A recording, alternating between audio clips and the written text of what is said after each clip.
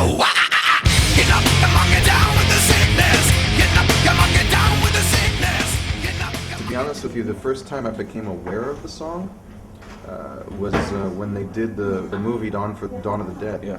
And the producers of the movie, they approached us and they're like, look, you know, there's this version of your song that we'd really like to use for this one specific part of the film. And I'm like, well, let me see what you have in mind. And they brought us in for a screening. And they played the part, and I heard the song, and I'm like, oh, this is brilliant. You know, I laughed my ass off. You know, how could you not? It was, he did it so well. I would love to actually see him perform it live. I'm a fan. You know, he does great lounge versions of songs.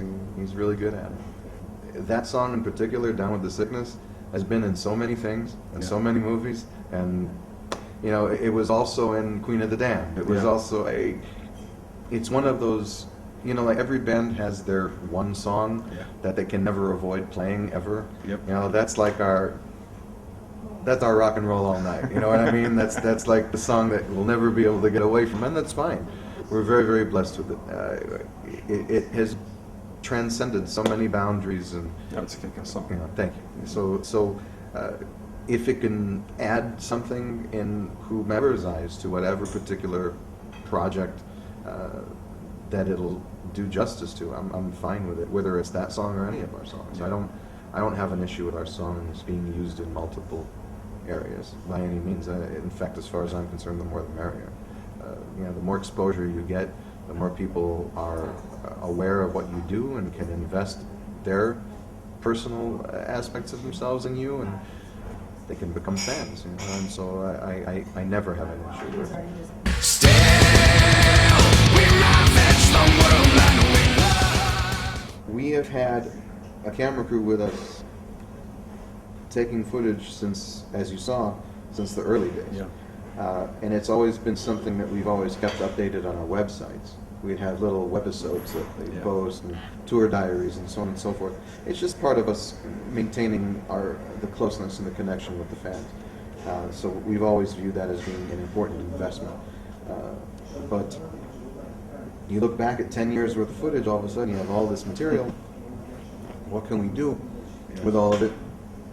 So we figured, with the new record, that since we had the idea of putting this together, originally they wanted to market it as an individually sold DVD, and we in the band thought, no, let's just give it to people. Let's give it to them as our gift for being Disturbed fans for 10 years. So.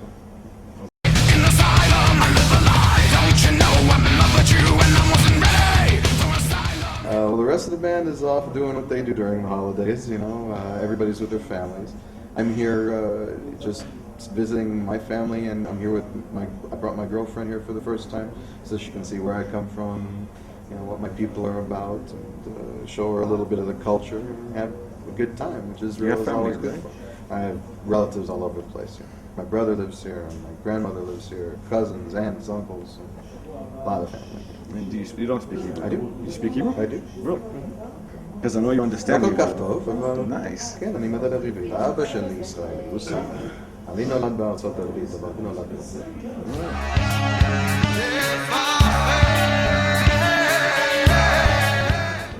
It's wonderful to hear, but I don't have knowledge of it.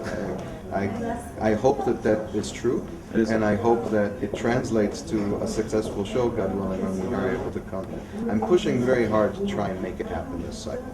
Right. I really would like to try and make it out here sometime this year.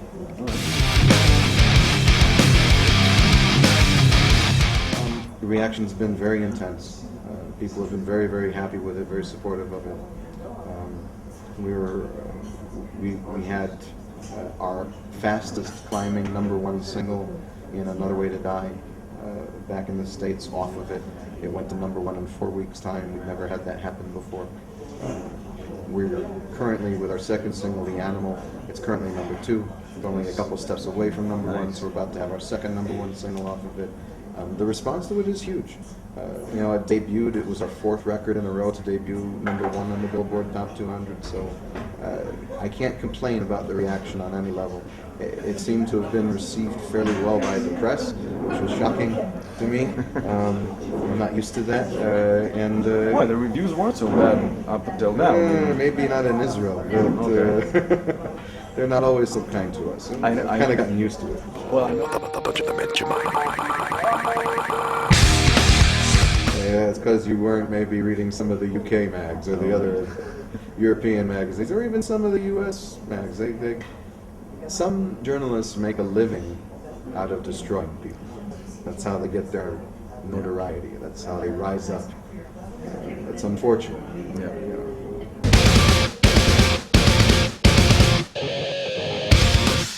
It's really always been the same. The amount of time that it takes to write the material isn't always the same, but the process is always the same. It always starts with riff ideas that Danny has, our guitar player. He brings them to Mikey. They form it into a 2 or 3 part musical progression. When they have about somewhere between 3 to 5 song ideas with just the music, they send it to me, and I start improvising with melodies and rhythms for the vocal. Sort of a scat fashion, like a jazz musician does. Just gibberish, like skidoo-dap-a-doo-dap-a-doo. Nonsense, no real words. And I record that, send it back to them, and then we collaborate.